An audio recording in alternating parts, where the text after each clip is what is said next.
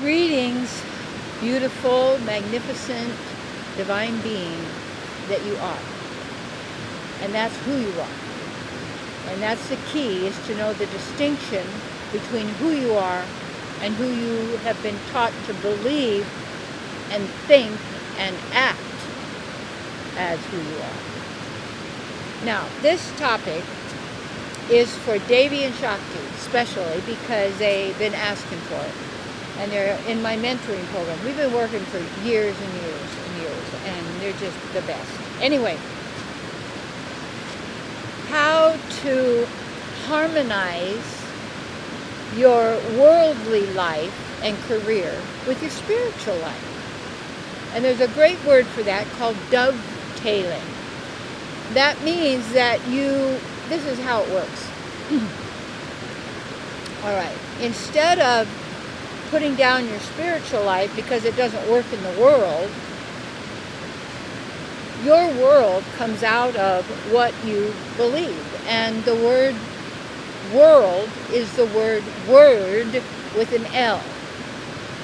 And words are what we've been using and taught to use to define, to manifest that mental reality, instead of allowing the divine reality that wants to manifest naturally for everybody.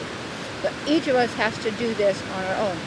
That's why the greatest investment you make is in your spiritual life. And as I've said, I have invested hundreds of thousands and millions of dollars, of whatever you want to call that you generate over years and years and years into my spiritual work because of the taste. And it's the taste of the divine.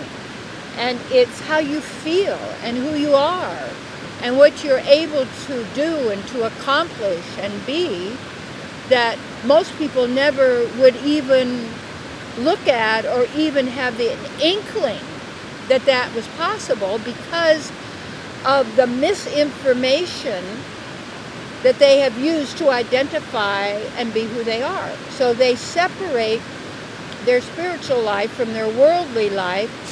They might go to their spiritual center on Christmas and Easter or whatever are those spiritual holidays because, I went to church that day and then I'm good. But what is this? This is spirituality.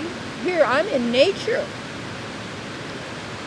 Because nature has integrity, and that this water doesn't think it's a mouse. I mean, it's water, but of course water is in all the bodies. But anyway, here to do it. So how to dovetail.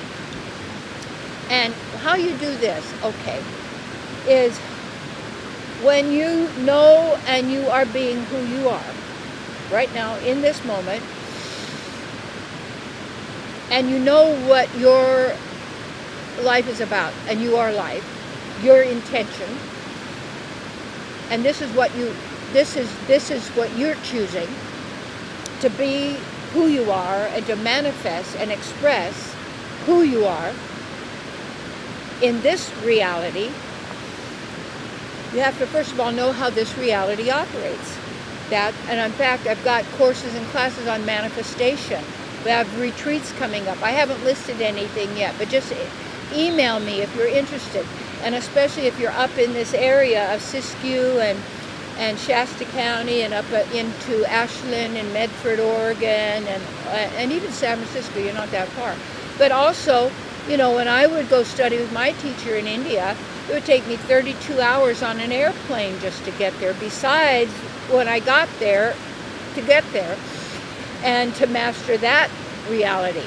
So anyway, because it's worth it, because you take what you want, because you're worth it. This is what everything needs to be used for, is for you to know and realize and be and express and manifest who you are. So these are great courses and opportunities and classes that I'm offering. So let me know, email me if you're interested, and then I'll just, contact you. I'll just email you back and let you know when it's going to happen. So manifesting, you got to know how this operates. And the next step is you take yourself to the job. You don't go to the job and change yourself to meet the job.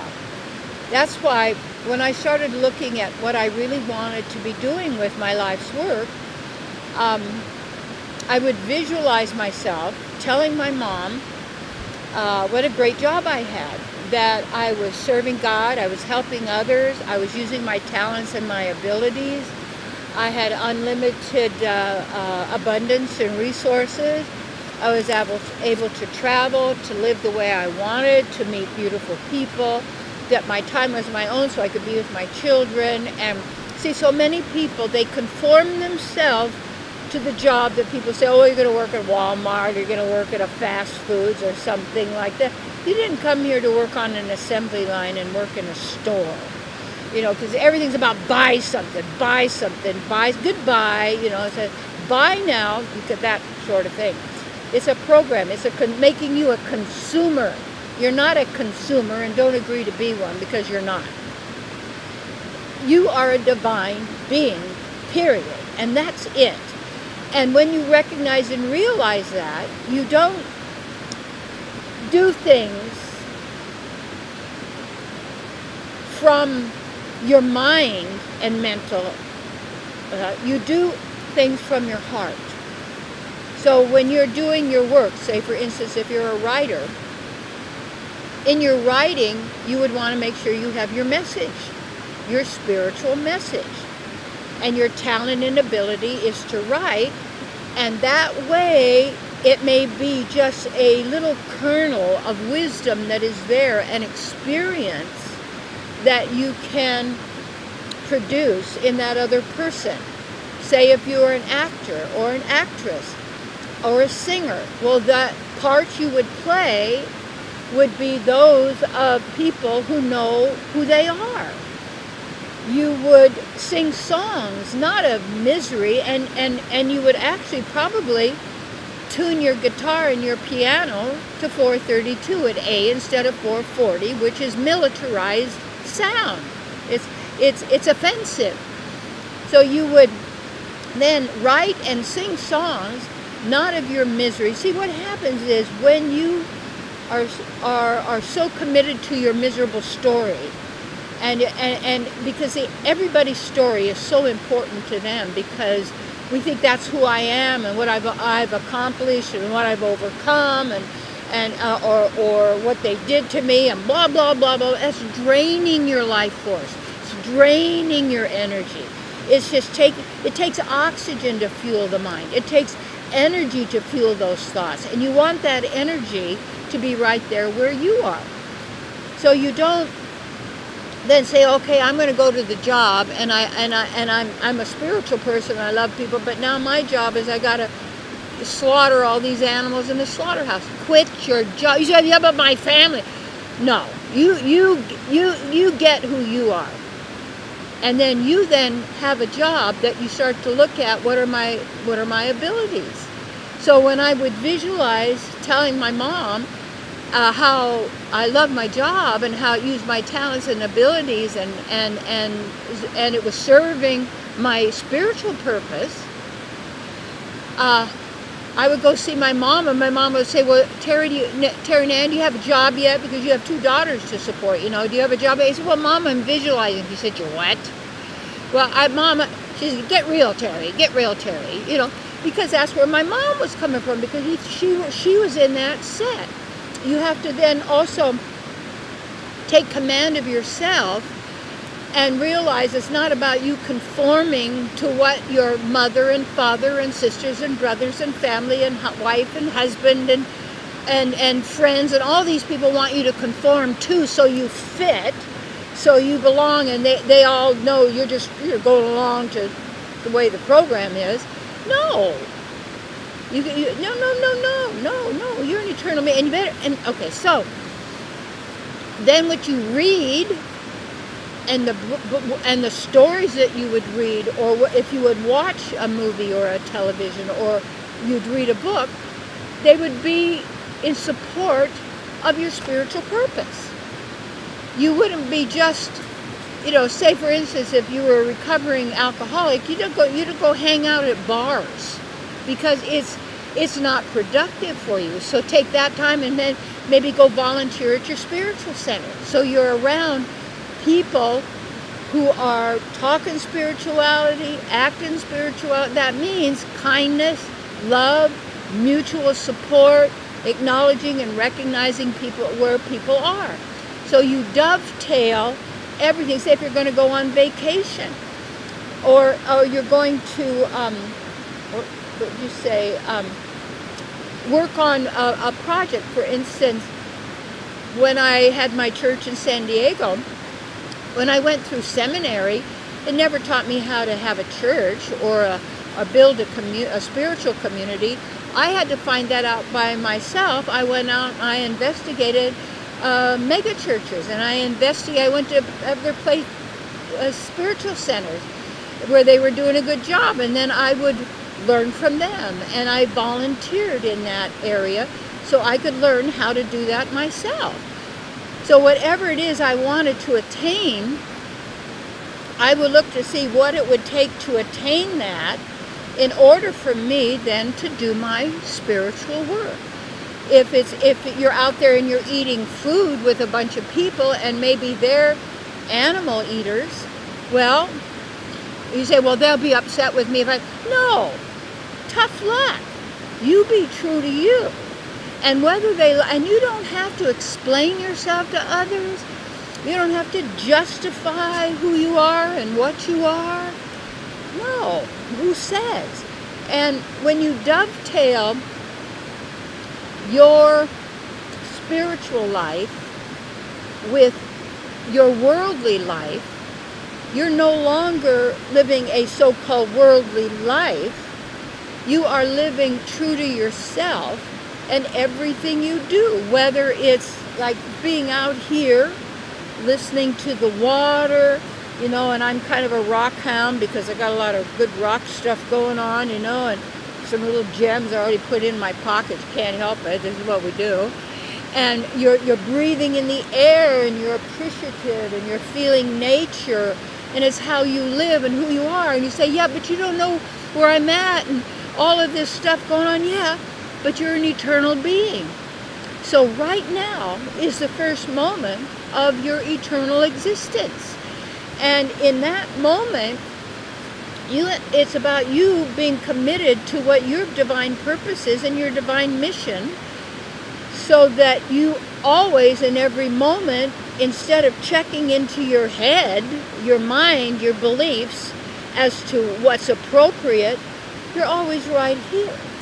And you breathe right into your heart. You'll always know what to do and where to be. So you would then use your money to invest in your consciousness and in your work and in the quality of your environment and living conditions that support you in your spiritual objectives of being all that you are. Because what else is there? Yes, so you don't go out into the world and into the duality game, reacting positive, negative, like, hate, and when you're around people, you don't get in their little group complaining how this is, you could just kind of be there if you want, but then you go, well, I have a little different take on it, and it's this, or you do, or you aren't around people like that. You look to, are your associations building your spiritual life? Or are they mundane and boring and petty? And I know I had to ask this one lady to leave my house. I've done it a couple of times.